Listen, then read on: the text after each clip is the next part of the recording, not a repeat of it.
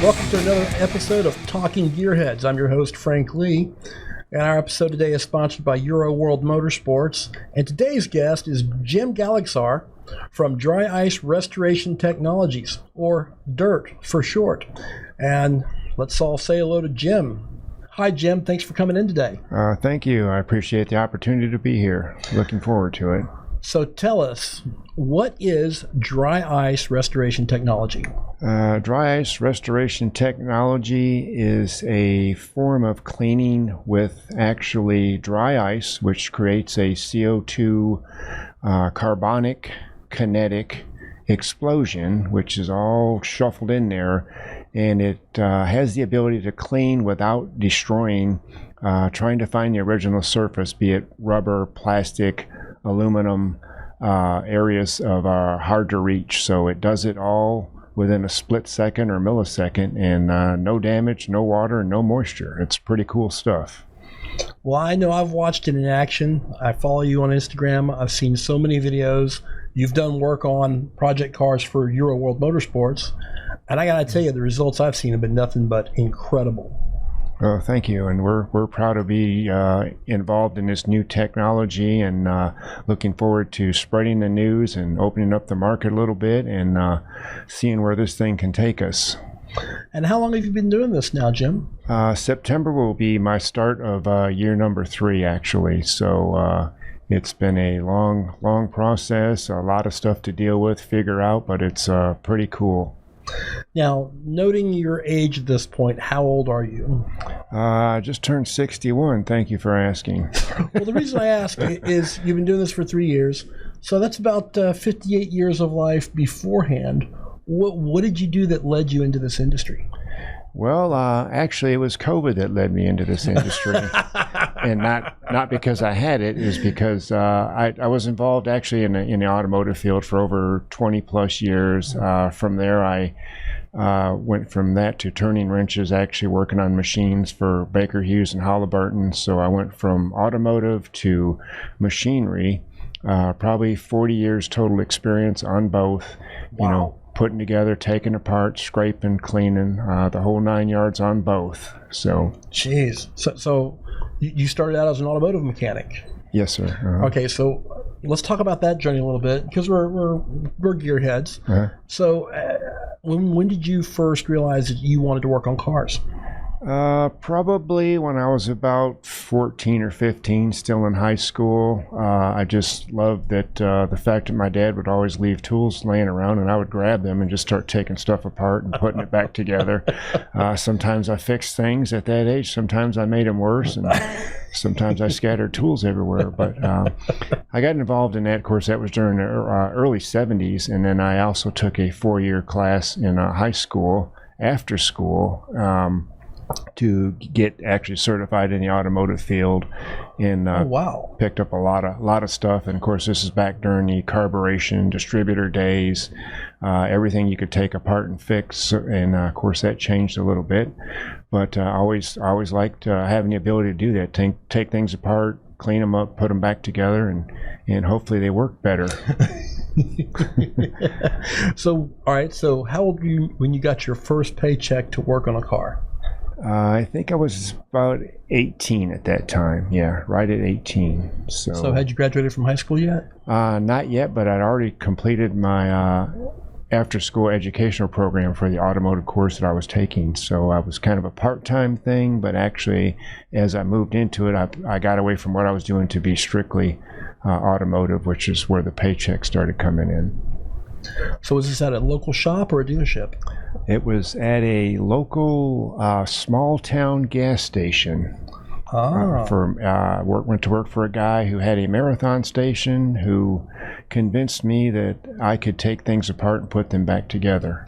Hold on. You had an employer convince you that you could do this? Yes, sir. Actually, I was, believe it or not, pumping gas at that time, checking oil, and he said I started helping him do things, piddly stuff, brake jobs. Okay, so you were helping out while going to classes after school? Right. Mm-hmm. Were you working till like midnight or what? Well, I wasn't, on the days that I went to school, I wasn't actually working, but on the days that I wasn't, including Saturdays, from that point on was when I did most of my work as far as working on cars. So it was a lot to absorb at that age, but I wanted to do it and I was determined. So that's what I kind of envied this man who went through college and everything else, who opened up his own service repair facility and did extremely well at it. Good, honest technician and a super, super nice guy. And he took me under his wing and basically made sure that what I was doing was right and correct every time I did something. Oh, wow. So he took a real interest in your career early on. Oh, yeah, definitely. So this guy was like a professional mentor / almost like a father figure for you. Oh, yeah, definitely. I spent a lot of time with this man. He later actually took his small 2-bay service station, created his own shop. I think he had 7 or 8 lifts at that time. Bought a wrecker and actually sold that facility, and he eventually retired. But the shop that he sold about 20 years ago still carries his name, and he was very well known throughout the area. Really? Yeah. Mm-hmm. Now, where was this? It was in Rochester, Michigan. Really? Yes, sir. Wow. So, another Yankee. There here you at go. Talking Gearheads. Fresh out of the suburbs of Detroit, the only good place to find them. They put them together and we take them apart. There you go. I love it. So, how long did you work for this guy? I worked for him probably about 6 years total. And he made sure that I got ASE certified, which was important at that time. And, yeah, it was back in the day. And still is. But just a super, super nice way to really mentor somebody, train them. And when I did something wrong or couldn't figure something out, he was right there to ask me why and what I didn't know and this and that and the other. So he really didn't kind of spank me, but he helped me. Right. So he lit you up when you got it wrong, but then he'd show you how to do it right, since you never had an excuse again. Yes, sir. Yeah, it was something that I'm very proud of and still think the world of this guy. Actually, I haven't worked for him for 40 plus years, but I still have contact with this guy, which is... So he's still alive? Yeah. He's... wow. Probably, I'm guessing in his early 80s. But yeah, he since has sold his business, retired, but he's got a classic car collection, so he's still tinkering on cars at 80 plus years old. Wow. So, that's cool. It's pretty good stuff. So, so would you want to? So, all right. So, at what point did you decide to stop working for him? Actually, I moved from Michigan because I didn't like the weather. That seems to be what drives a lot of Yankees out of there. Especially the wintertime. And my dad had worked for Goodyear Aerospace, so he did some traveling back and forth from Michigan to Arizona and west of Phoenix, actually. And about the second time we went there, I thought, man, this is for me. I need some warmer climate. Well, hold on. That drives me to a whole other question. Goodyear Aerospace? Yeah, it was part of Goodyear Aerospace Technology, which years ago they were big into the aerospace as far as having contracts with some of the bigger airlines, I believe, and a few other things because they had a huge facility. And we're talking about making tires for airplanes, that kind of thing, or something more? Tires, but a lot of rubber pieces at that time that went into building, at that time, certain types of aircrafts. So, gotcha. Hoses and fittings and whatnot. Hoses, fittings, all kinds of spacers, just some super heavy duty stuff. So it's funny because you don't think about that. You just think about a tire company and it's right. An aerospace program. What? Yeah, they were involved in a lot of stuff like that as far as they had the big machine stuff that they could produce I think the sizes of stuff they need, so huge gaskets, seals, and things of that nature. So, wow, it's pretty cool. As well as building these huge tires, which airplanes had back then. They were like 8 foot tall and weighed, 7,000-8,000 pounds. They are not small. No. So, one of the things when I was in grad school, we were talking about project management and deploying IT projects and what have you. One of the things that went around in an email chain was the RFP that NASA sent out to make tires for the space shuttle. Oh, wow. And as you might imagine, the RFP for a set of tires for the space shuttle, it's got some pretty heavy-duty specs. Oh, yeah, definitely. And really broad ranges of temperature and pressure and oh, yeah, a lot of crazy specs going on for a tire. The big deal about it being is that Michelin won the contract. Oh, okay. Now, one of the things they talk about with government programs is that They usually just give the job to the lowest bidder. The Michelin proposal was 3 times more expensive than the next proposal. Oh, wow. And they still gave it to Michelin. How about that? I guess once you've spent $10 billion on a space shuttle, now you're going to go cheap on tires? Yeah. Yeah, that makes sense, you know. The whole thing comes crashing down on a cheap set of tires. Oh, yeah. That's $10 billion that goes away in a big hurry. Oh, yeah, definitely. So, yeah, you can see where probably the reputation and all, they had it, so its cost was probably not a big part of their... We're 10 billions into this. Let's give the man his tires. There you go.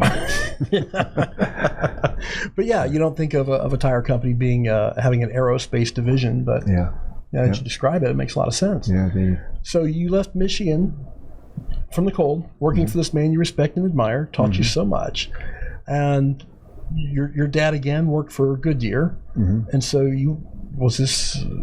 how'd that work? Well, I wound up here in Houston because a couple of my friends had come here, and they liked it here. They told me about the nice, beautiful, warm summers. What they didn't tell me was about the beautiful humidity rate.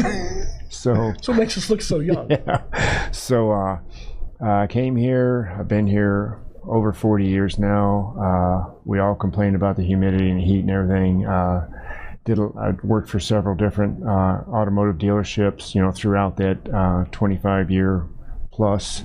Only worked in one that was actually air conditioning. The rest of them were, standing room only and take your sweat tablets in the morning. Ooh.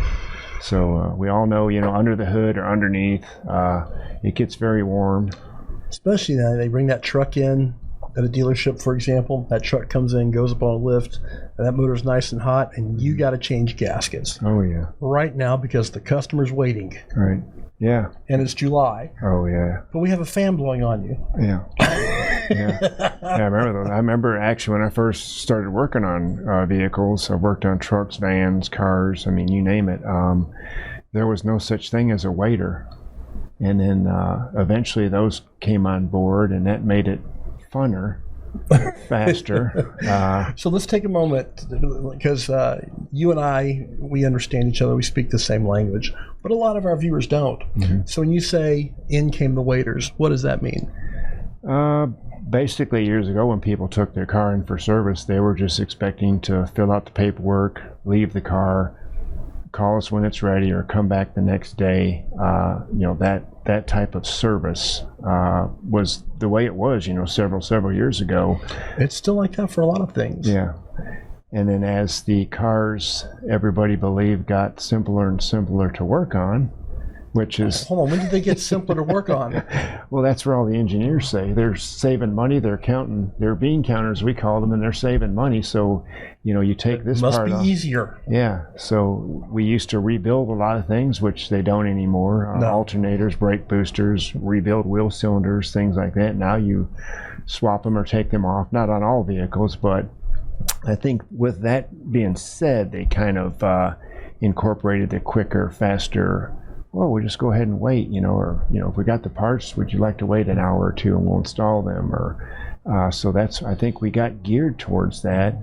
We got geared towards more faster paced ways in the automotive repair thing to kind of help out the waiter situation too. So, but like I say, years and years ago, it was, it's kind of like going looking for a job now. It's all done online because you zap your phone, you do this, you do that.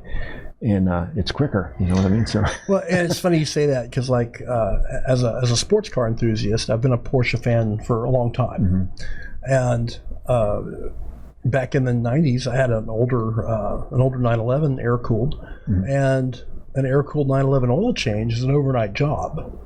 You because this thing's hot, and the size of that motor physically grows and shrinks with temperature because it's air cooled. Oh, right. And so in a 911, the oil is the lubricant and the coolant. Okay. And so this little motor has 11 quarts of oil to dump on you through a single drain point. Sometimes two, depending on what generation car you're dealing with, or more. But the point was, the technician for the Porsche club I dealt with, he said, you want an oil change, drop it off at 5 p.m. Right.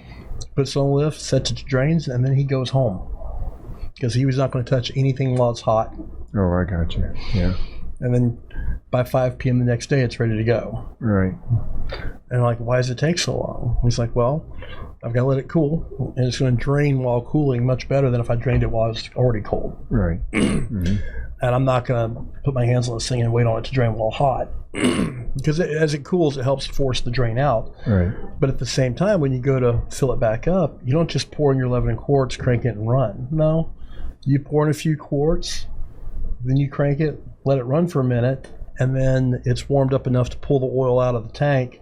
Now you can put more oil in. Right. And you do that off and on multiple times over a period of an hour until you get 11 quarts in this thing. Oh, wow. Yeah. Sweet. And that was back in the 90s. So, you know, one of the things that happened at Porsche is once they started making cars that could be like your only car, like a SUV or a luxury car, well, Porsche realized, well, we've got to make these things serviceable in 30 minutes just like every other car. Right. Because if it's your daily driver, I can't do an overnight for an oil change. It's not acceptable. Yeah. Or from a 5-hour standpoint, anyway. You know. Yeah, exactly. So, yeah. But it's simpler, right? Yeah. But yeah, Porsche's whole business model changed because they re-engineered all those cars. Once they went water cooled, they had to make them all to where they could be oil changed in a half hour. Right. But until then, overnight for an oil change was considered standard operating procedure for your 911 because this is not your everyday car. Right.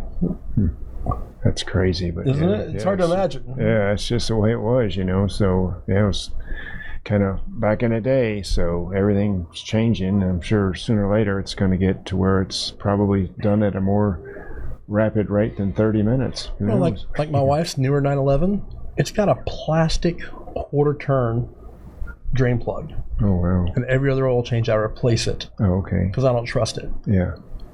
Yeah. Plastic too. That's another thing that's kind of changed the whole world. It ages well, doesn't it? Yeah.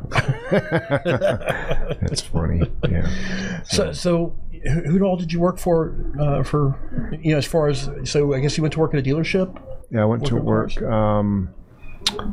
I actually started out 1984 at Beck and Maston Pontiac on 1960, close to Fallbrook, which was... Beck and Maston's a big dealership name here in Houston. They are. At that time, that was their only store. That was their first store for John Beck and James Maston. Wow. They had a place in Tomball that they slowly revamped, got going, and then bought into the GM car line. But that was the one at 1960 was actually their first store. So I was... very blessed at that time to work around a bunch of guys that had a whole lot of GM experience, background, heavy line techs, electricians, the AC people, trim people. They kind of segregated everything back then to where... When you say segregated, separated what from what? Like heavy line guys, all they did was motor leaks, your front seal leaking or rear main seals, cam cover gaskets, intakes, mostly the heavy stuff they call it, internal stuff. The light line guys did mostly oil changes, brake jobs, differential services, training services. And then for the electricians, they did all the, we used to call them the fuse blowers, but you know, wires that were twisted wrong and no fuses and stuff that people had, you know, just, and not only that, just warranty stuff too. And then you had a guy that would do just strictly all the AC and heating components when something come in with an AC problem. Transmission was the same way. Most of your big dealerships only had one or two guys that's all they did was transmissions. Wow. So it kind of helped them. But a lot of those guys, what happened was in time, they never really broadened their knowledge. So they became specialists. Yeah.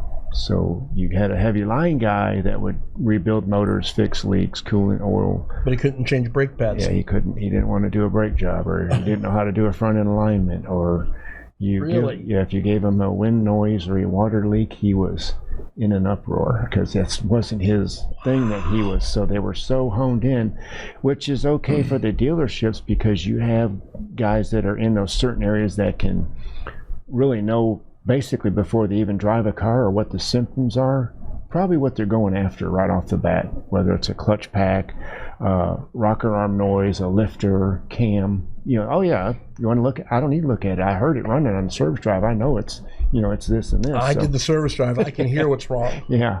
Now, that's a real good diagnostician right there. So, yeah, those guys were super good at that. And like I say, the other problem is they were so honed in on their skill group or their area. If you ever took them outside that area, they're SOL. Yeah, you turn the AC on and nothing's happening. No blower, no cooler. I'll send it over to the AC guy because I'm pretty much done at that point. So, see, that's funny to me because, like, in my little shop, even though we're a performance shop, right. We have to fix everything. Right. Because people go out on the track, and of course, you have your normal wear items, your tires, your brakes, your fluids. Mm-hmm. But they always bring back a rattle. Right. Or an error code or something. Oh, yeah. And so here we are prepping it for the track, like, well, we're going to fix the error code, right? Yeah. Well, I don't get to say no. Yeah. Oh, I don't do minor repairs. Yeah. I just do track day prep. Yeah. I don't get to say that to my customers. Yeah. So if there's a clutch issue, if there's a leak on a gasket somewhere, if the AC is not working, right. especially on a track day, that nobody wants their AC to not be working on a track day. Yeah, there you go. So I've had to learn all these skill sets. Yeah. As a shop owner / one of the techs. Right. I didn't get to say no. Fortunately, I was able to work with some really good tech people who taught me a ton. Yeah. But the notion of being able to specialize is almost silly to me because I never had that luxury. Yeah. Oh yeah, I understand it, and I would be amazed because when one of those guys went on vacation, basically, I'm not kidding you, that department was shut down for that week or two. No heavy line this week, guys. Yeah, transmission guy, they would write the service ticket, put the topper number or hat number, however they, with the service order. It got parked outside and keys locked up until that technician came back from his vacation.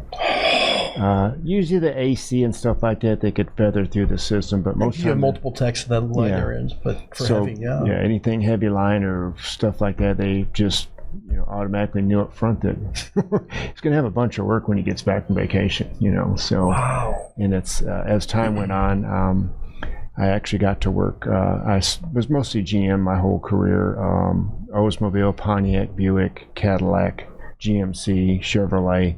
I got trained through their programs for different areas of the vehicles, electrical, AC, front end, just everything. They really made sure that. So you were trained all the way across the board for all the different skill sets. Right. Yep. You too did not have the luxury of being a specialist. Nope. I didn't. I seen guys that did that, and like I say, the end result as things changed. Carburation and fuel injection. A lot of those guys just went away, and some of them just refused to do or to learn fuel injection. What? Yep. Refused to learn it. Just didn't want to know anything because it was changing, and they didn't want to do that. I know guys that used to just work on carburetors every day in, day out, rebuild carburetors. When fuel injection came along, they actually didn't want nothing to do with that. Didn't want to learn, and a lot of them just retired or different. I guess they were rich enough they could afford to say that. And I guess, or they worked themselves right in the ground to where they just, but it was just sad because they didn't want to expand their knowledge at all. So it was kind of. But this industry is changing every day. Oh yeah. I mean, like even someone like myself who's small, independent, and I don't have the luxury of being a specialist. Right. There are a lot of aspects that are so complicated that I'll bring in an expert or go to an expert, right, a specialist.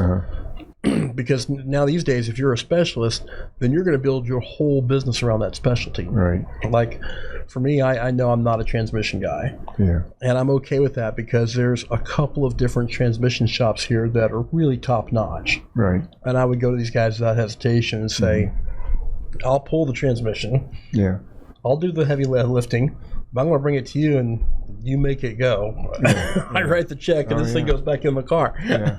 Yeah. I did heavy line work for years, and I did that. If we had a transmission, I would help pull transmissions and then send them over to the transmission guy. Yeah. And then I went to work in 91, I believe, for Saturn.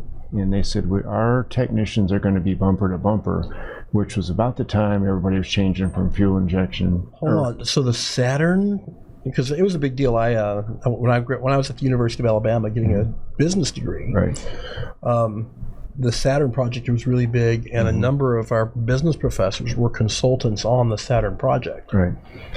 And so you were there when they were going, and they said every one of their guys can be bumper to bumper. Bumper to bumper, and that scared me to death because I bet. Yeah, I've never really. I mean, I've like AC systems. I've done a few things with them. Put a can of Freon here and there, look for a leak, but nothing where you had to go in and diagnose anything. Front end alignments, another thing. It's like I don't know about front end. Well, we're going to teach you. I'm like, really? He says, yep. What about doing all this other trim stuff with the plastic? Heavy line guys, they don't like plastic. They usually break it. So not all of them, but it's like because they're too heavy-handed with their tools to handle a piece of plastic. You're going to teach them how to do this? Yeah, we're going to show you how to do everything, bumper to bumper.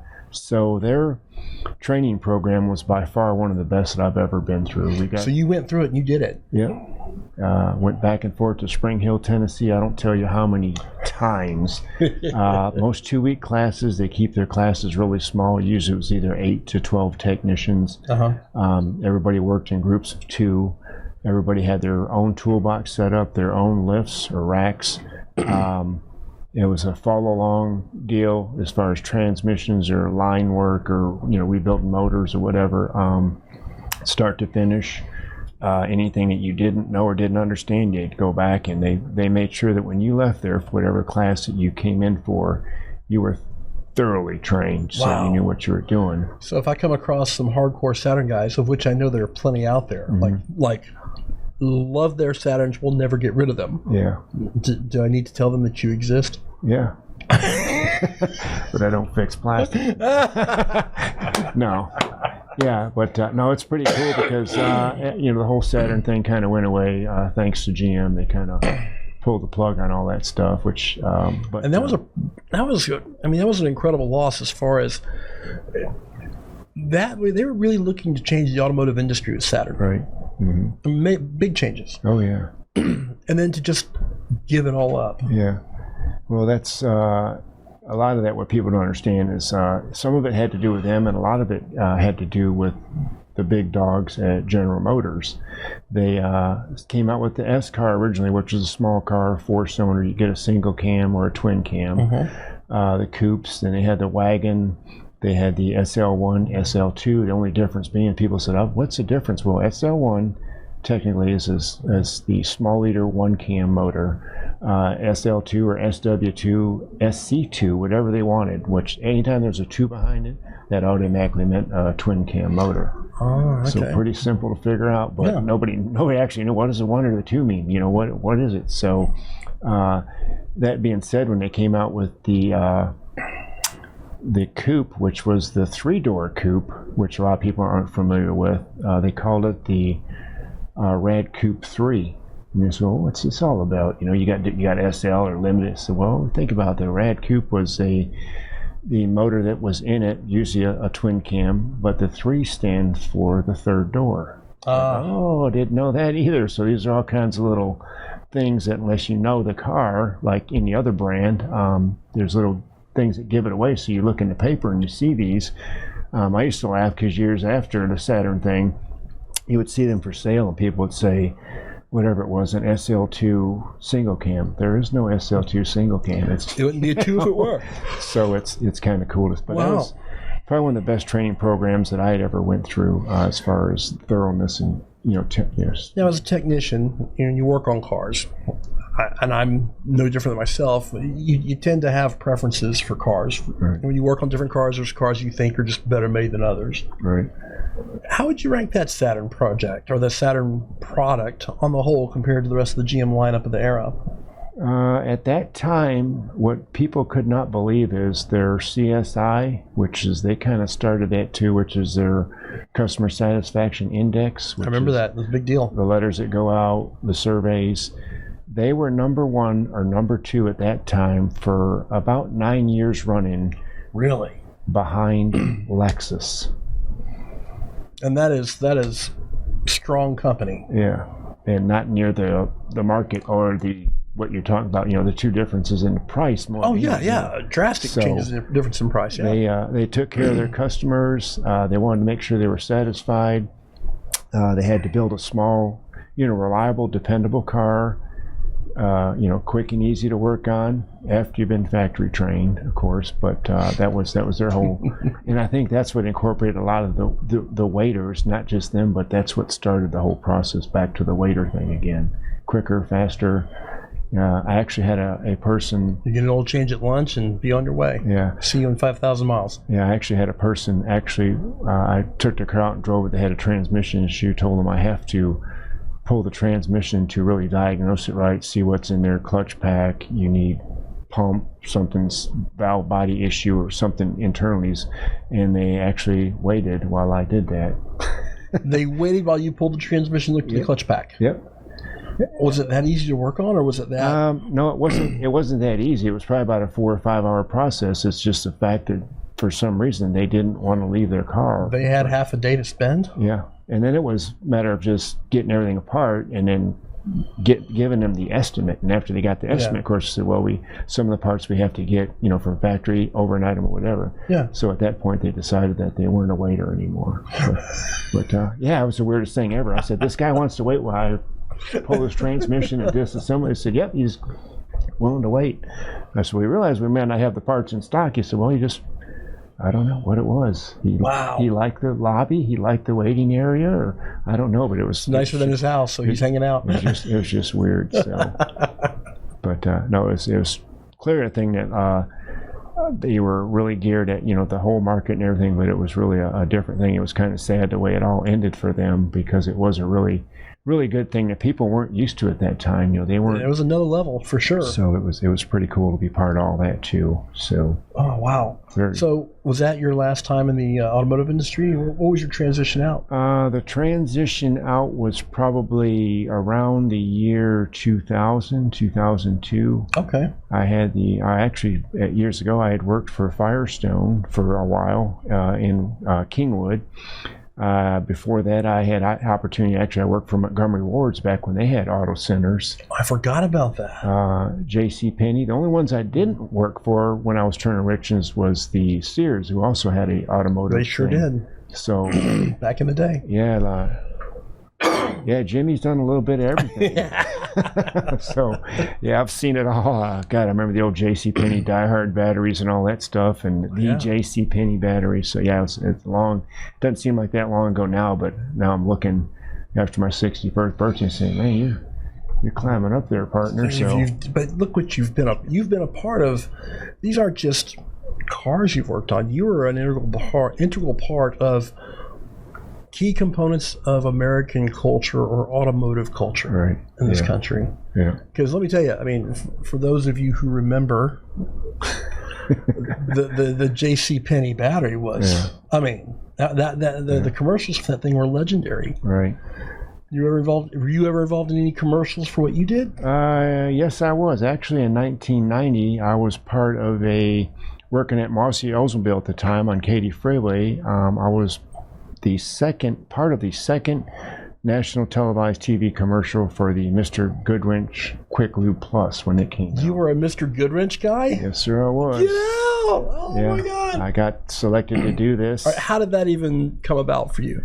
Well, it was because of that dealership at the time, Mossy Oldsmobile, their CSI, which is their customer service index. Yeah.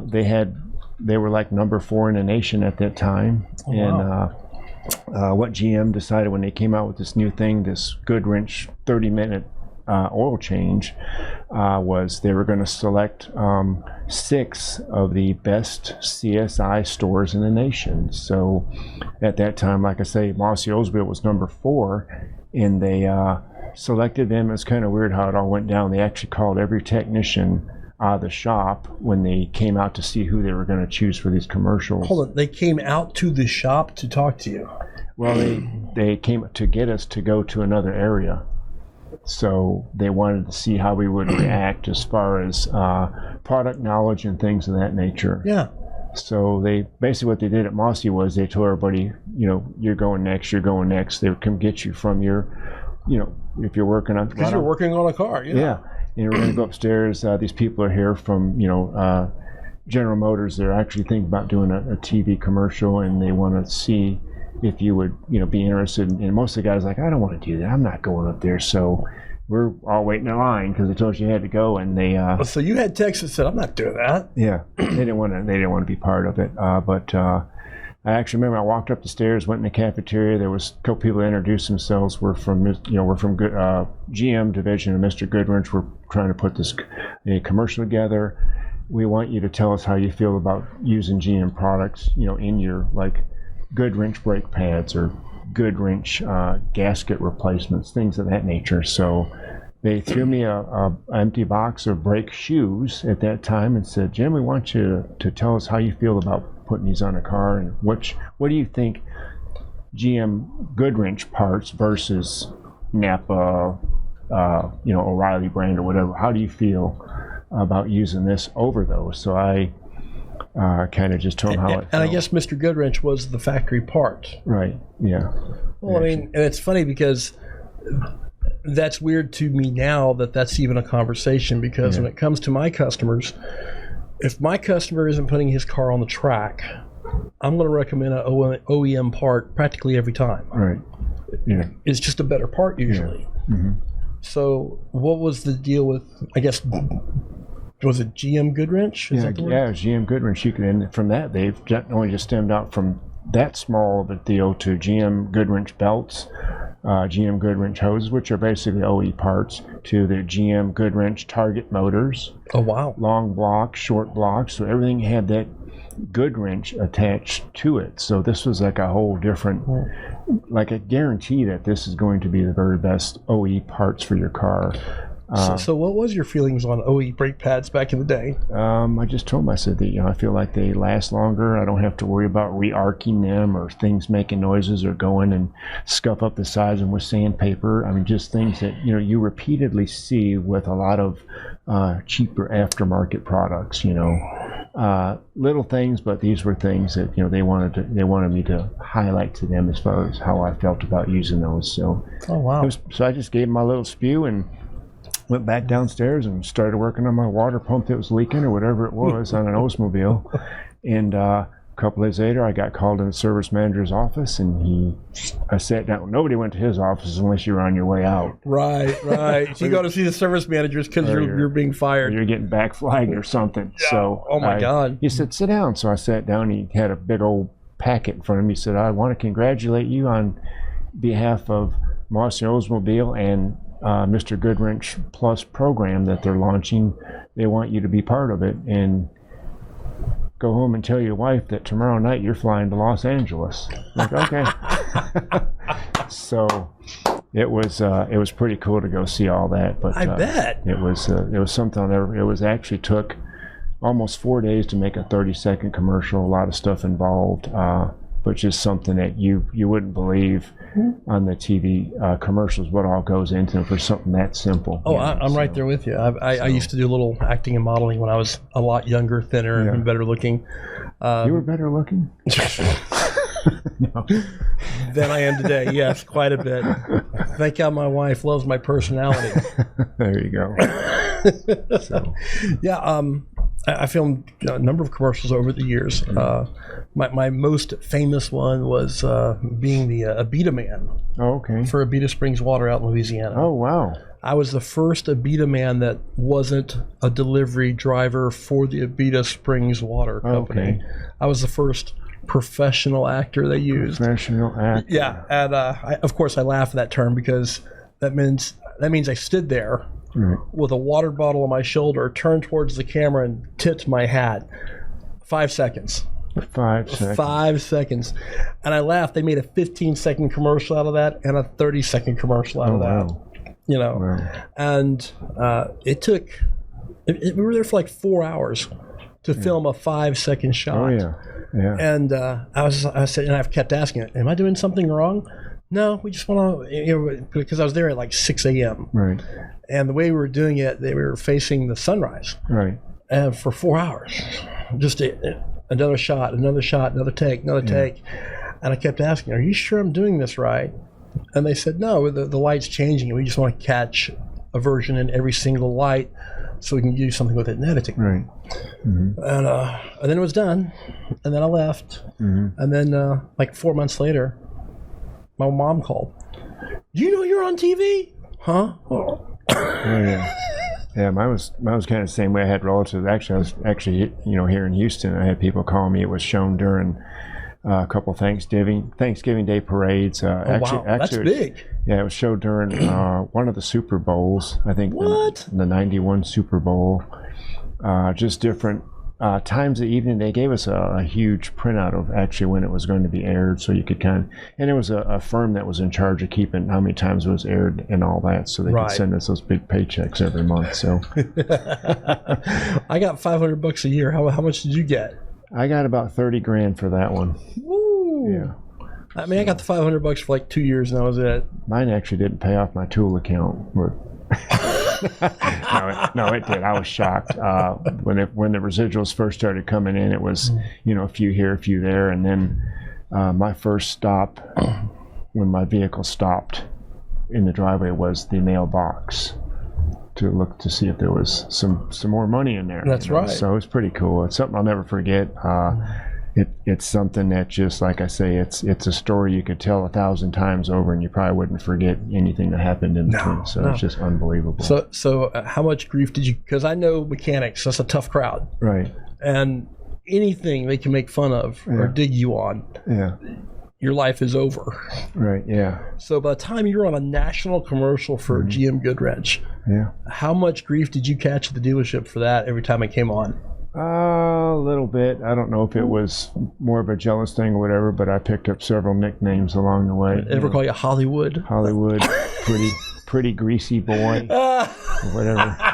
Pretty greasy. Mrs. Goodwrench. So it was something. It was something pretty cool. Being a mechanic's tough life, man. They do not. You better bring your thick skin if you're going to work on cars. Yeah. It's an industry I hope that continues to be as professional now as it will ever be. When you say professional, really, if you think about it, all the technical stuff that you have to know and you have to learn, and it's part of your everyday life. It's part of getting your paycheck. It's part of supporting your family, paying your bills. Oh, dude, my knowledge base continues to grow. Yeah. I mean, literally a solid hour every single day. I'm either looking for a video, an article, something, to get some information on the job I'm doing, because there's always some aspect of it that makes you go, how do they put that part in there like that? Yeah. And it's continuous. It never, ever stops. Yeah. The thought of having to go spend a week in a class somewhere makes me laugh, because I don't have a week to leave my shop. Yeah. I need to learn it right now, today, with the car on the lift in front of me. And I hope that Snap-on comes by 2 o'clock, because I know the tool I'm going to need. Yeah.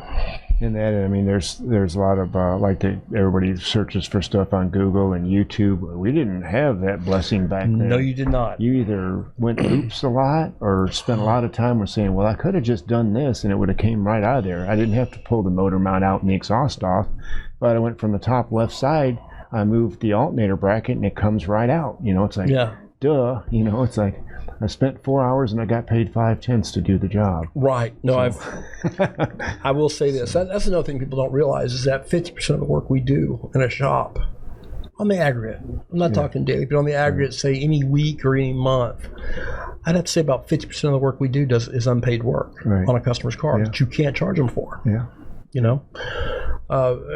Like I committed to do a job on a GT2, and it's 12-hour labor job. Right.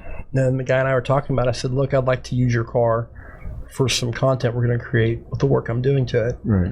And I offered him a discount from 12 hours to 8 hours. Right. And my tech looked at me and goes, I'm still going to get my 12 hours, aren't I? I smiled, well, you'll get your 12 hours. Yeah. But as a shop, I'll eat a part of it. Right. Because I want to use content, because marketing. Yeah. And at the same time, as a content creator, I want to cover the highlight technical points of this job for someone else who might be stuck doing it and maybe at a sticking point saying, hold on, what do I do here? Yeah. Yeah, absolutely. I mean, I found even in the automotive versus the machine repair, like I did for several years, I worked on Morisiki, Cincinnati, Mazak, big lathes, mills, fixtures. There was always somebody in the background said, well, here's the best way to do this, and I'm going to tell you right now, because I've done it the other way and it's not good, and it's going to take you all day, and I'm going to save you about 3 hours just by telling you what to do first. Oh yeah. So if you got someone who's going to teach you that, that's a godsend. Yeah. You know, one of the things I explain to people, like this young kid who works for me, and I apologize to people at podcasts who are listening to me tell this story probably the fourth time now. When he told me, his aunt called me to say, hey, my nephew is graduated with honors from this expensive Christian school that his parents paid good money for him to go to. Graduating with honors, told his parents, I'm not going to college. I want to go work on cars.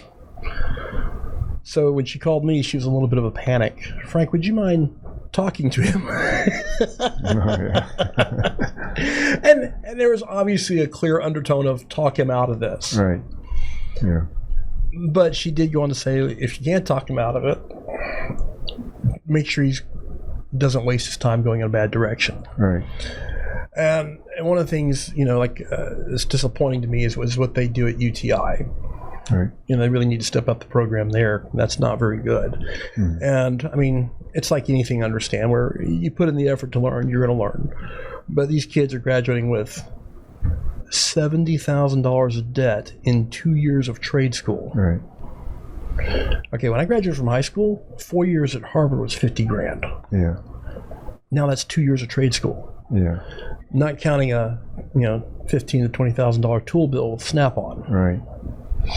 Yeah. And they don't understand that they're going to walk into a dealership and they're not going to have their pick of jobs on the board. Yep. I've been there and done that too.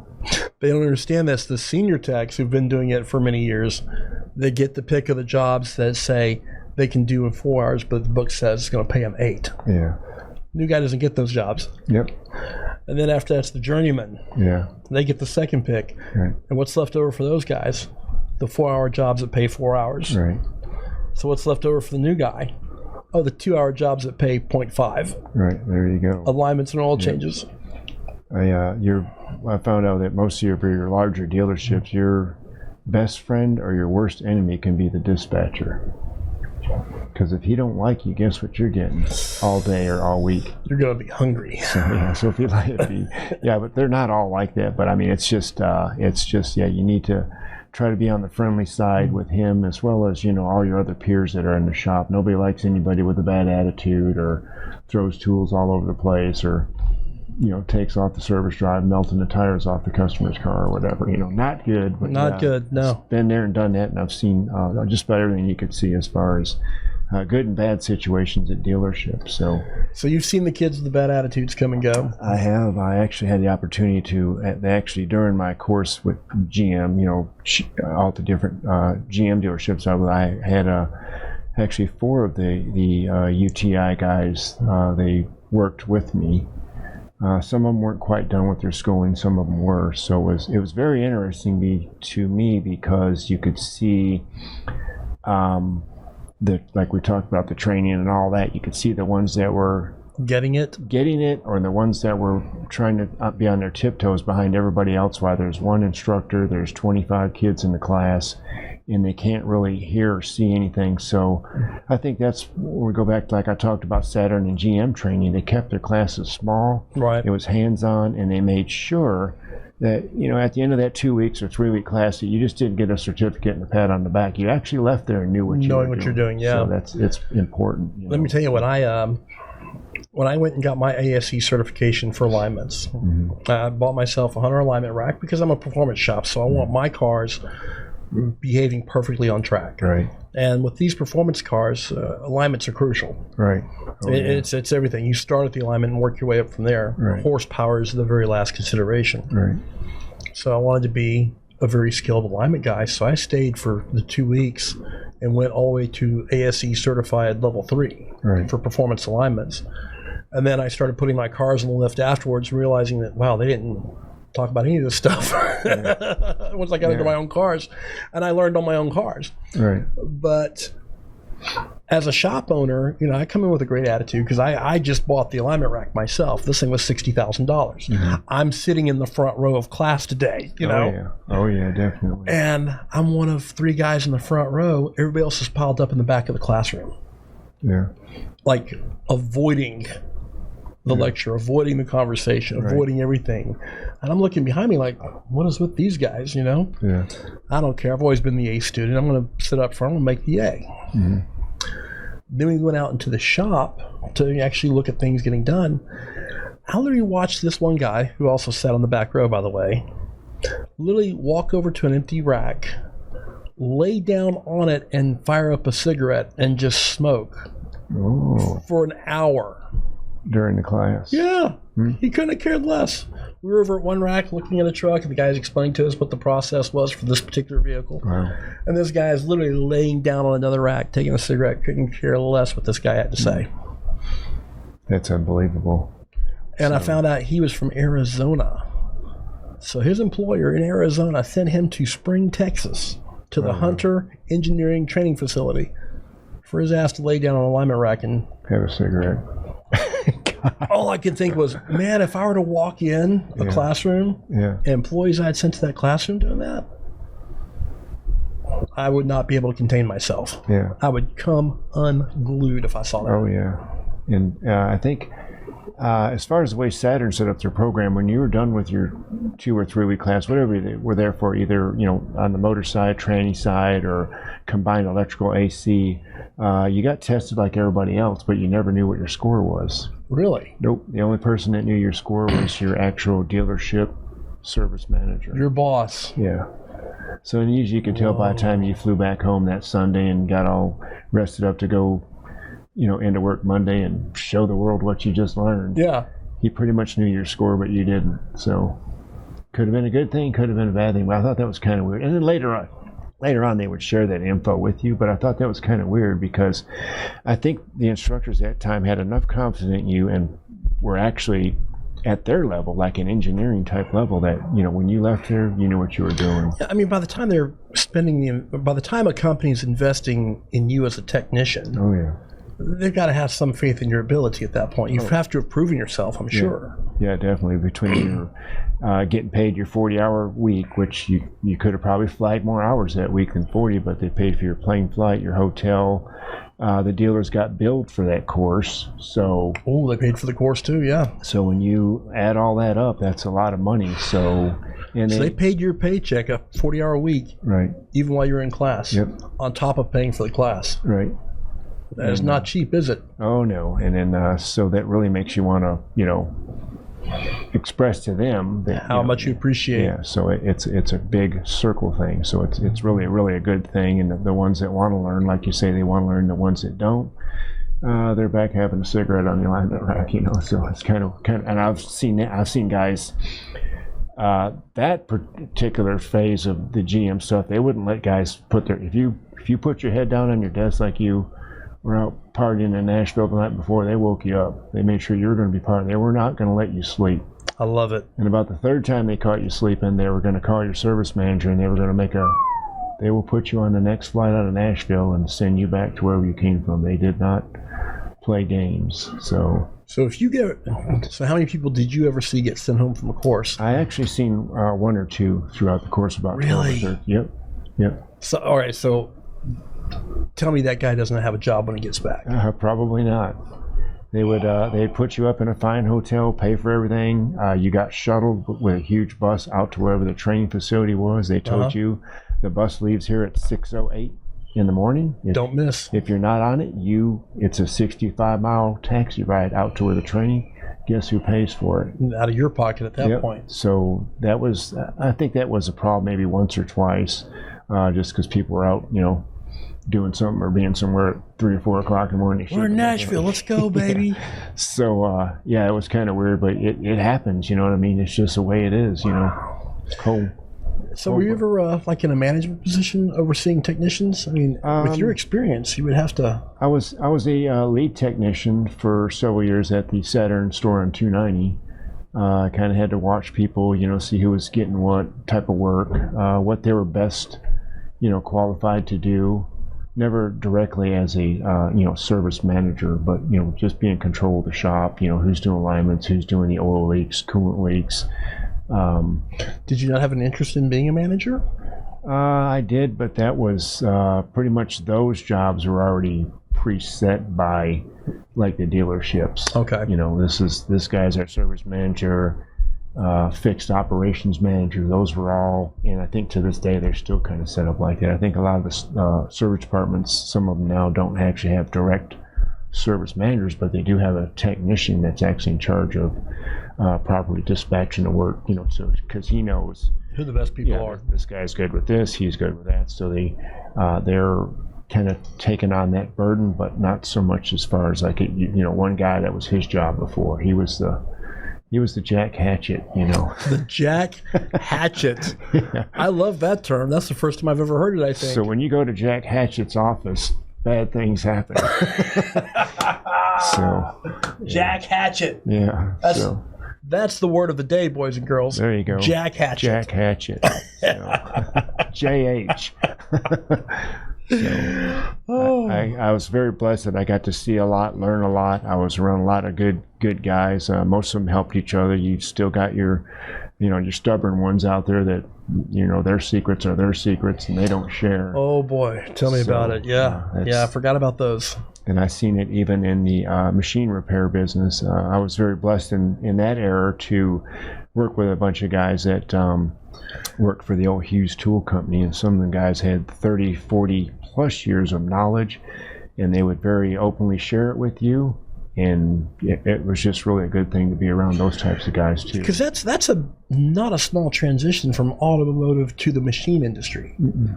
I mean, what would cause you to want to make that huge of a transition? Or it seems like it'd be a huge transition. Well, I got offered a good opportunity. I got offered an apprenticeship program, which okay, so there was an apprenticeship program to get you up to speed. They're not just throwing you in the deep end saying, "Have at it, Mr. Mechanic." Oh no, because we're talking. If you can fix a Saturn, you can fix a machine. Yeah, but you go from working on $13,000, $14,000, $15,000 cars to some machines that are millions, $7, $8 million. Yeah. But I always tell everybody like this, most of those machines have coolant, they have oil in them, they have belts on them, they have hoses. Not a car, of course, but a little bit more expensive to fix, but they all have moving parts that sooner or later, I always tell everybody this, even my wife, if it moves, it's going to fail sooner or later. If it moves, it is going to fail sooner or later. Yeah, moving parts. Wash machines, dryers, microwaves, they all do their thing millions and millions of times, but sooner or later they all fail. About that umpteenth millionth time, it's like, okay, I'm done here. Yeah.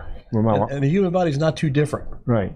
Yeah. It's funny, they had this thing about life expectancy. Right. And when you think that healthier people are expected to live longer than less healthy people, right, but it's actually not the case. Right. What they find is that the human body, and it's all based on number of heartbeats in your lifetime. Oh, wow. Yeah. I mean, your heart stops beating. That's kind of the definition of the dead. Right. Yeah. Guess the average number of heartbeats. Like an average, plus or minus 1%, the average number of heartbeats in a human lifetime, it's about 1 billion heartbeats. Oh, wow. So you can be healthy and work out a lot and get a fast beating heart, right, and make your heart beat a lot, right, but it's still only going to go about 1 billion times. Yeah. So how do you know where you're at? Is there a meter, a valve, or something you plug into? I'm looking for that hour meter myself. I'd love to know, because somebody will have it soon. You just add an app to your phone, and you probably hold it up on your phone. Yeah, hold it to your chest, and it'll tell you exactly how many beats you got left. What's your birthday? Here's my birthday. It's the day I was born. Yeah. Okay, well, this is probably the number of beats you got. Yeah. My dad's going through a little health thing right now, and he's doing this, doing that, and the older people. Let's say older people. I'm one of them now. Oh, dude, I couldn't believe it. The kids were like, my kids, like, hey, you're about old enough to be in one of those 55 plus communities. 55 plus. What? And sure enough, down the street from our house, there's a community that says age 55 and up, or 55 plus. I'm like, I can't ever imagine myself even considering to live in such a place. Yeah.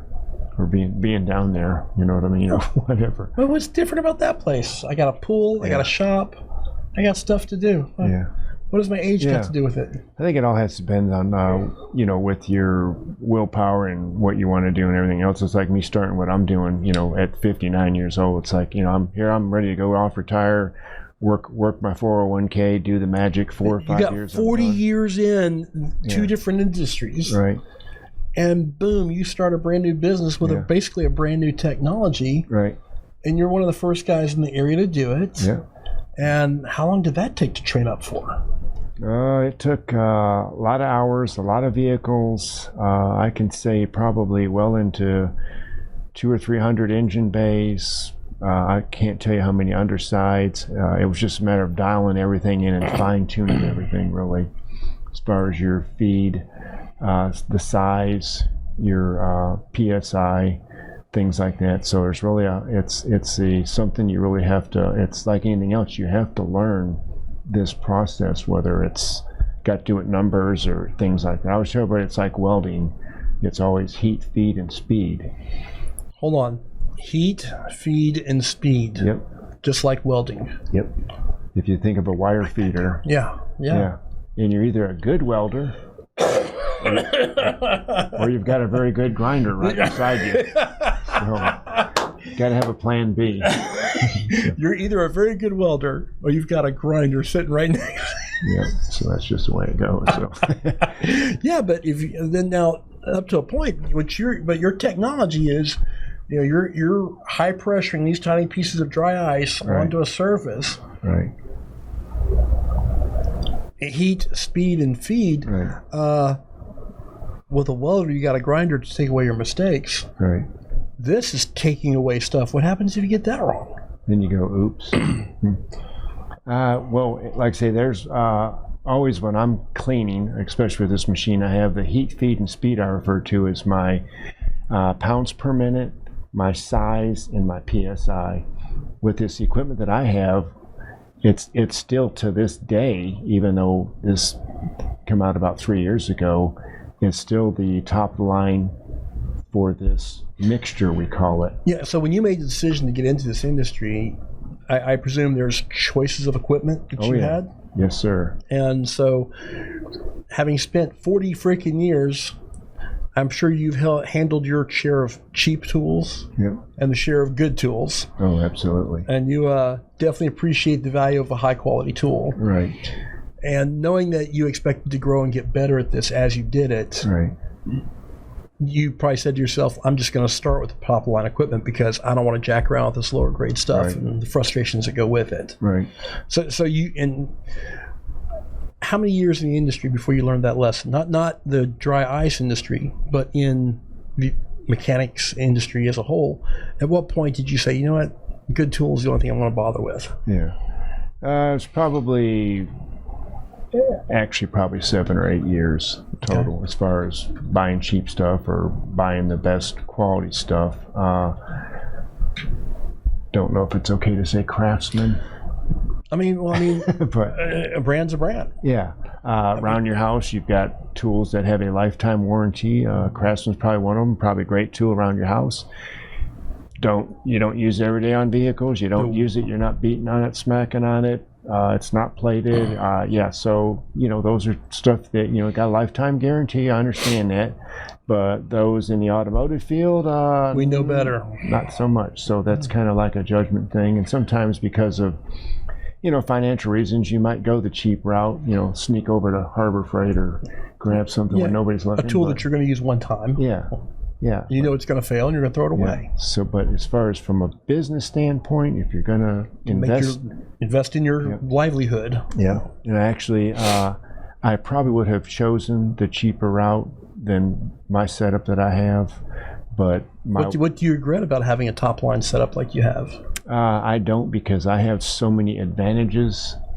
No regrets buying the best part. Nope, I don't. I spent the most I could spend on one piece of my equipment, which is going to be up till when it first came out a couple of years ago. For probably another 10 years, it's still going to be the top line. Everybody's trying to catch up to this particular brand.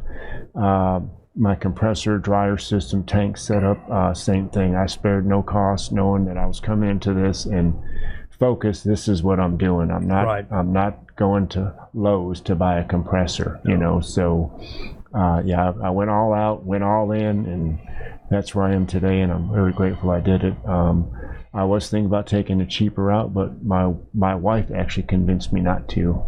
She said, if we're going to do this, and you're going to do this time, money, invest. Let's go get the very best stuff we can get. Because I was expecting to go the cheap route. So I say, you know what? We made a good choice. I'm glad I didn't do that, so. Well, and look at the work you're doing now. Right. You can't do this work with lesser equipment. No. I mean, just look what you did on my BMW. Right. That 87 M6.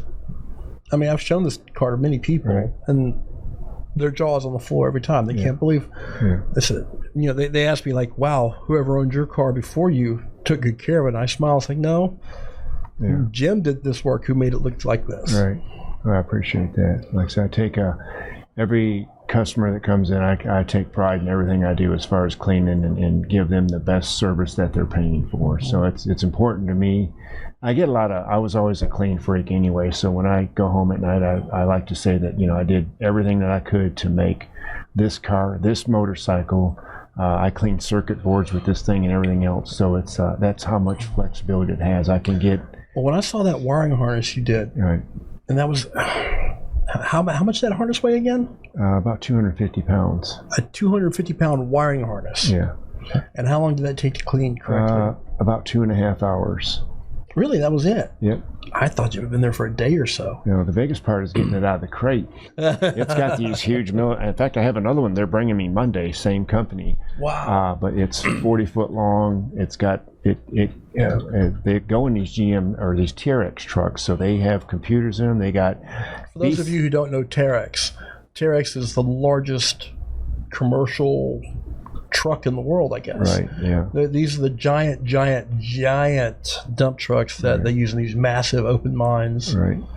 I don't even know. I don't even have a number to justify how, but we're talking like 10-foot tall tires. Oh yeah, they're huge. I got a chance to tour their facility, and they actually have wheel bearings, just like say a car would. The bearings, taper bearings, with a seal behind them, just like a car or an old truck would have, not the spindle, but 48-inch pallet. These bearings were sitting one at a time on two separate pallets, and of course they were going to replace the seal. 48 inches in diameter.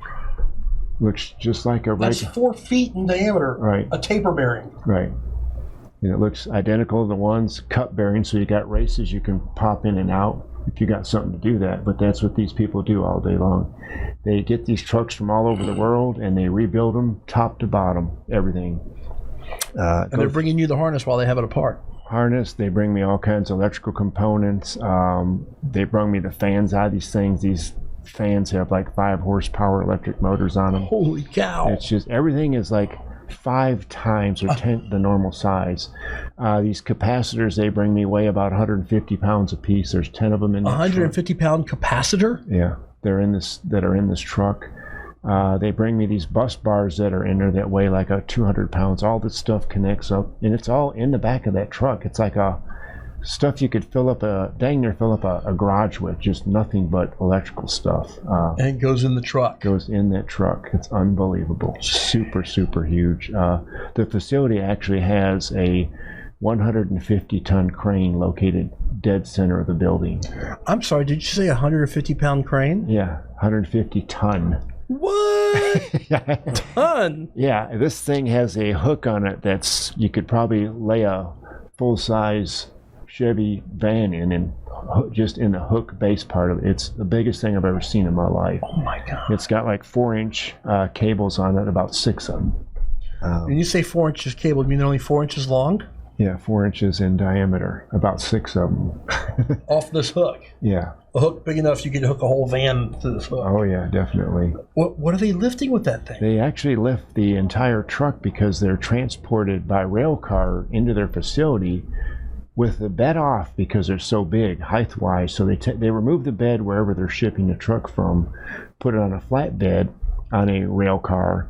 The rest of the chassis for the truck is on the other car, and the tires are on another flat car. Jesus Christ. So it takes 3 empty, I think they're 70 or 85 foot long beds to transport this truck. In 3 pieces. Right. One of them just for the wheels. Right. And then they get it to the facility. They start tearing all the electrical wiring. This is where the harnesses come in. Everything is labeled. There's literally thousands of numbers throughout the whole harness on where everything goes. Everything. But I get to clean all those, not just the harness, but all those pieces where they go. They have BCMs in them, PCMs, TCMs, just like a car. Wow. But they weigh about 500 pounds a piece. The control modules weigh 500 pounds a piece. Yep. They are huge. They fit on a pallet by themselves. A pallet. A control module. Yeah, a pallet. Yeah. By the way, for those of you at home, a transmission control module, or TCM, for a car is about this big, about that thick. Little plastic thing sticks in, weighs ounces, not even a pound. And the transmission control module for a Terex truck is 500 pounds, takes its own pallet. Weighs out, it's on a pallet. That's right. An electronic module. Right. And it's got the big old-fashioned aluminum fins on it that stick up, that they want all that stuff cleaned, and the connection points and all that, which is where the dry ice comes in, because normally you don't clean a BCM or TC or body, anything. You don't clean it with water. There's no way to clean it other than blowing it off with air, alcohol maybe, but you don't want these things getting wet. So they love the service. The circuit boards I clean for them, electrical components, contactors, things, and it's all done with dry ice, so it's pretty cool. So I mean, like, how do you even connect with these guys to even know about you, that you can do this thing for them? They actually had a referral from me from another guy that did dry ice blasting, he called it. He got called to their facility to see if they would help, if he could help them clean some of these parts on his truck, and he looked at it and said, I can't do this with my machine because it's more aggressive. It's for cleaning, tanks, pipelines. They're, again, all dry ice. Heavy line kind of stuff is all he does. Heavy duty. And he referred them to me. They brought me some parts. I did a demo in the shop, and from that point on, it kicked off to where they're bringing me literally truckloads of stuff a month. Jeez. And so it turned out to be another good blessing. So you had no idea this existed when you started this business? No, I just figured I was like everybody else. I want to hang out and wait for the pretty Porsches to show up, clean some of Frank Lee's cars, his collection. So no, I mean it's geared toward automotive, but like I say, the machine I have, it's endless what this thing can do because of the adjustability of it. There's a lot of them on the market now, one size only, low, medium, high. Aggressive. I can clean things and leave original inspection marks, labeling. When you cleaned my BMW, right, you cleaned the springs on the rear suspension, right, and the original inspection paint was still there after you cleaned it. Right. Yep. Not pieces of it, but intact, like they'd just done it last week. Yeah. And this is a 1987 car. Yeah. No, these are things I look for during the cleaning process, whether it's on the motor, exhaust system, a lot of chassis, nuts and bolts and things of that nature. When they torque them down, they put little paint marks on them. Little paint mark or inspection. I've even found ink stampings on exhaust systems, mufflers, things of that nature. Ink stampings? Yeah, just regular blue or black ink, whatever they stamp on there during the assembly process, and left that intact where it's readable. The brake line rubber showing up with the white lettering usually indicates the year on there. Just all kinds of cool stuff that you would normally destroy with either steam, pressure washer, sandblasting. However, you destroy all this stuff. You can't see it. And to people in the people that have these cars, whether collectors' cars or daily driver, they want that stuff. Those numbers matter. Those markings matter a lot. Yeah. But like you said, with even a mildly aggressive chemical cleaner, right, it takes that right off. Like brake parts cleaner, those numbers are gone. Oh yeah, I clean alternators with this thing, on the car, off the car, starters, just stuff that's automatically a no-no to clean with any kind of anything. It's either blow it off with air and wipe it down. What it does to the aluminum, rubber, plastic, it automatically restores it, because you're really not creating any kind of damaging effect. Or pressure washer, you're really penetrating everything with a pressure washer, rubber, plastic, so you're actually blowing it below the surface. This here actually cleans everything above the surface and kind of leaves all the, in fact, on wires, distributors, things like that, it actually pulls the original color right back to the surface. So it's pretty cool. It's amazing to me, having watched it. To me, it's magic. And if you guys haven't seen it, let me tell you, you definitely want to head on over to both his website, his Instagram page, Facebook page, and look at the videos of the work he's done with this technology. It's I don't even have words for it. Yeah, sometimes I scratch my head.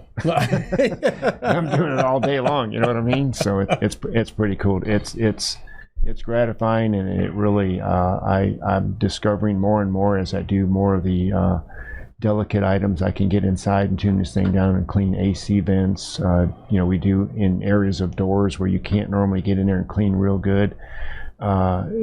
Just tone it down. You can get really, I have different attachments where I can actually get to where I can tear paint off the side of a car if I want to. That's not why I got into this, but right. It's just, this thing has so much flexibility, and it's so far ahead of every other machine that's on the market right now. So my main thing was, like I said, my wife convinced me, don't go cheap on this, because you're well, imagine how limited you would be if you didn't have equipment this. I mean, if you didn't have the ability to dial it in like you do, you wouldn't be able to take in work from Terex. Oh, right. Yeah, definitely. Yeah, and I bet you those guys at Terex are just loving you right now. Yeah, because the time factor. A lot of when they bring me everything on the electrical part of that truck that they bring. They bring the circuit boards. There's usually 24 to 48 of those, depending on the size. They used to clean all those with air pressure and alcohol by hand, wipe them down, and I can literally, take care of all their needs. The wiring harnesses, they used to spray them with water and then dry them off with air, lay them out, create a heck of a mess, and then because they couldn't get all the dust and everything else off of them like the ice does, they were backtracking and cleaning this, cleaning that. So I can imagine the mess that made. It saved them a bunch of time more than anything. And on a company that large, equipment this size, and you know that equipment is not cheap on there. Oh, no. So you're saving them a fortune, I can imagine. Right.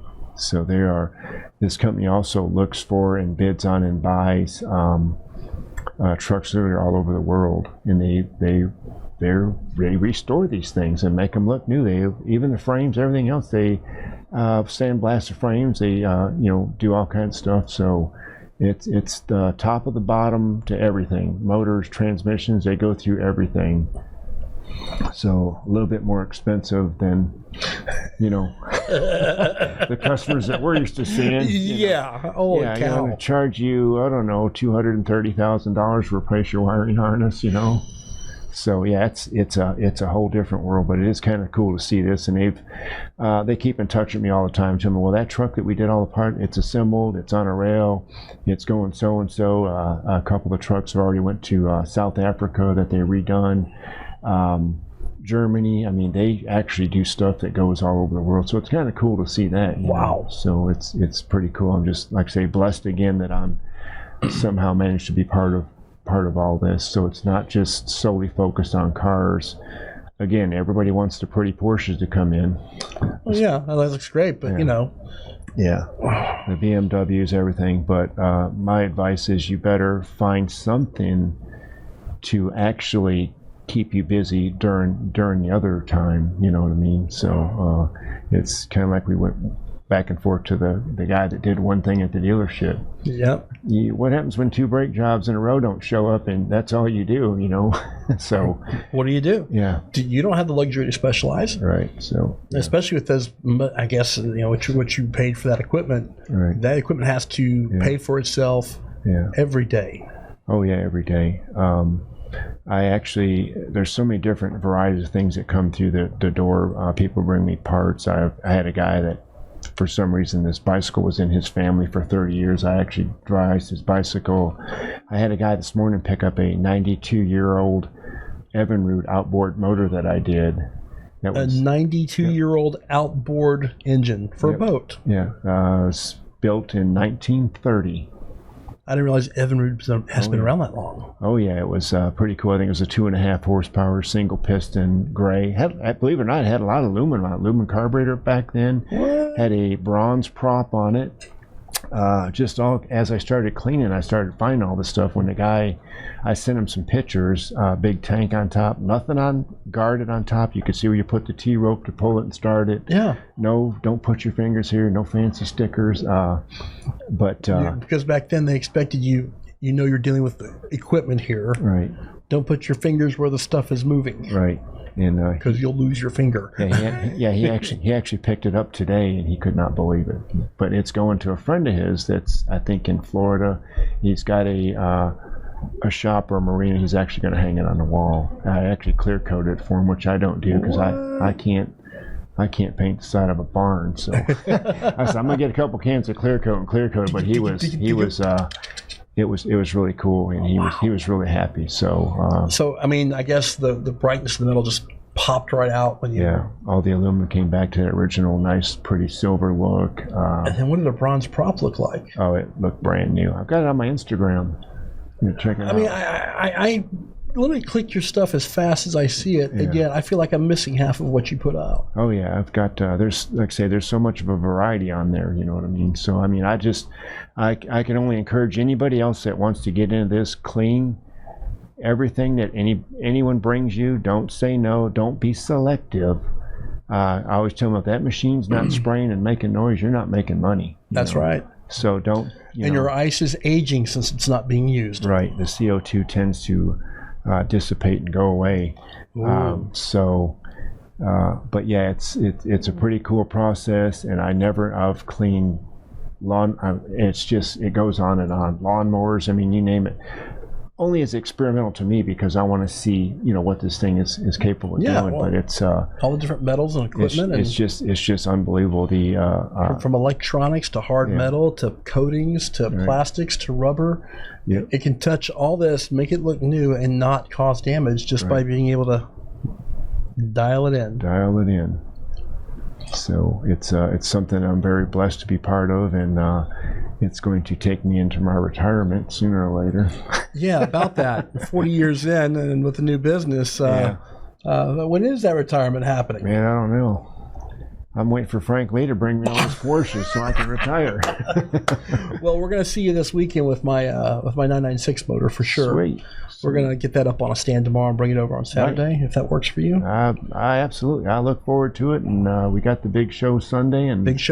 Looking for people to come out and take a look at this. I'm going to explain everything, and we're going to do a little show and tell. I've already got one on the rack we're setting up on to do some really super good videos and pictures, and I'm thinking I might do, I wish I had a Porsche you'd already done so I could drive the Porsche out. Right. But what if I brought the M6 out?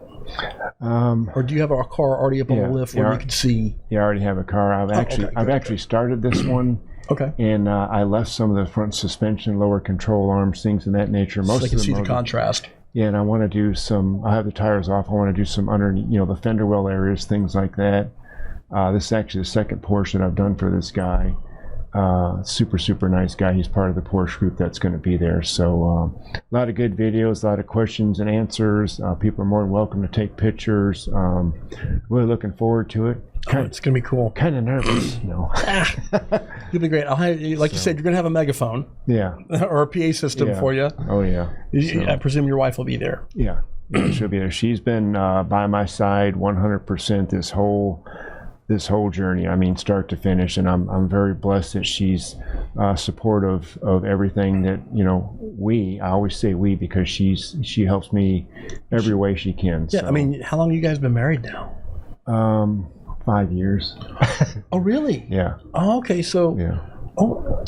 I didn't realize. No, she was married prior, but we both kind of decided to switch directions, so to say. But very, very blessed that she's been by my side the whole time. Like everybody else, been through some good things, been through some bad things, but just because she'd always done her own thing as far as her own business. That's why when I told her about this, the dry ice thing, she was like, well, if you're going to do this, you make sure you get the very best stuff. Don't play around. She was in business for herself for 30 years, so she knows cutting corners is not always the best way to go. You lose quite often. Yeah. More often than not, you lose cutting corners. Yeah. And of course, she's an equestrian. Right. Professional equestrian, and and I guess she's still involved at her leisure because she's been doing it forever. Yeah, right. And it leaves her the room and time to support you as well. Yep. Yeah, she still likes being part of that world too, and mostly supportive, not monetarily wise, but she loves helping the kids and a lot of volunteer stuff. So it's very cool to see her. That was part of her life for so long, and still is. So she's still interested in doing the volunteer stuff and things like that. So, well, we went well past an hour, and it's just too easy to do this here with Jim because, as you can tell, his wealth of experience is just tremendous. And I hope to have you back because, I mean, I bet you have stories that just would take another 40 years to tell them all. I mean, probably. You've been through it all, my man. Yeah, better get me before I retire. Will do, boss. Well, I want to thank you. Thank you, much Frank. For coming out. I'll see you Sunday. Yes, sir. We look forward to it. And Sunday, actually. Yeah, we look forward to it. Everybody, I want to thank you for joining us on another episode of Talking Gearheads with one of the ultimate gearheads himself, Jim Galuszkasr. Am I pronouncing that correct, Jim? No, I'm not. Would you help me out on that one? Jim Galuszka. Galuszka. Yeah. Is that Polish? Absolutely. Man, I got something right. Thank you all for joining us today. Thank you for coming out, Jim. Yes, sir. Thank you, Frank. And, I appreciate the opportunity. Oh, dude, I can't wait to have you back again. Absolutely. I mean, the wealth of knowledge in this guy. And with that, we'll see you guys next time. Thanks for coming out. Thank you.